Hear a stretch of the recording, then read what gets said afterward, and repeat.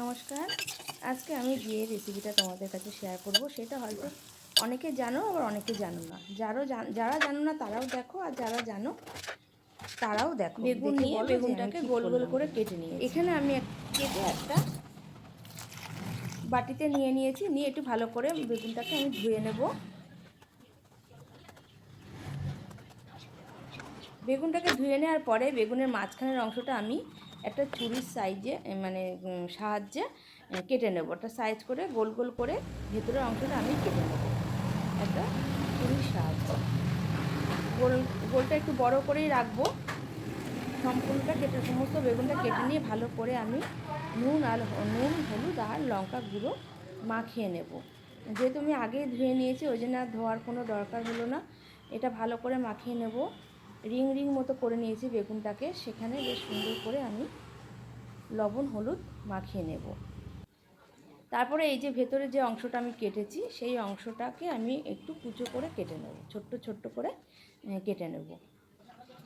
এই যে আমি ছোট ছোট করে কেটে নিয়েছি টুকরোগুলোকে, আর ওই বাটির মধ্যে দিয়েই আমি ওই লবণ হলুদ দেব, তাতে একটু লঙ্কার গুঁড়ো আর একটা ডিম ভেঙে ওই বেগুনের মাঝখানের অংশটা ভালো করে মেখে নেব।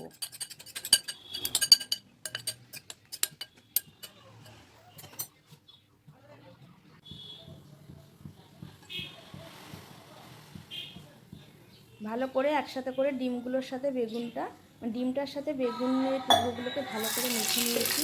নিয়ে আমি প্যানে দিয়েছি, তেলটা গরম হওয়া পর্যন্ত আমি একটু অপেক্ষা করব।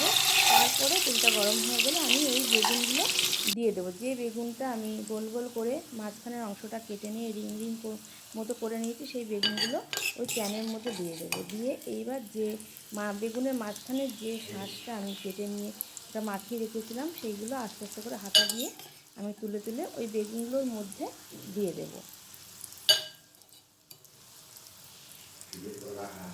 প্রতিটা বেগুনের মধ্যে আমি ওইগুলো দিয়ে দেব যেটা আমি মেখে রেখেছি।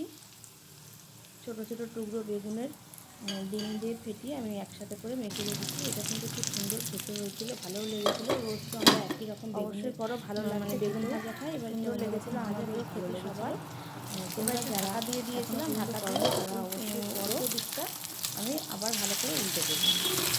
ওই দিকে আমার ভালো করে হয়ে গেছে, অপর সাইডটা আমি উল্টে এক এক করে ভেজে নেব বেগুনগুলো।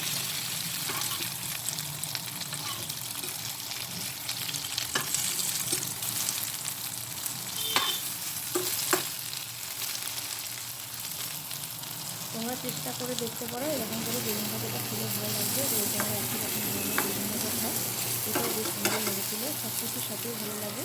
একটা পাত্রে তুলে নিয়েছি আমি সমস্ত বেগুনগুলো, তারপরে গরম গরম আমি পরিবেশন করেছি। তোমাদের যদি এই ভিডিওটা ভালো লাগে অবশ্যই একটা লাইক কমেন্ট করে পাশে থেকো। সবাই ভালো থেকো, সুস্থ থেকো, সাবধানে থেকো। আবার দেখা হবে পরের কোনো ভিডিওতে। কেমন লাগলো অবশ্যই জানিও কমেন্টে।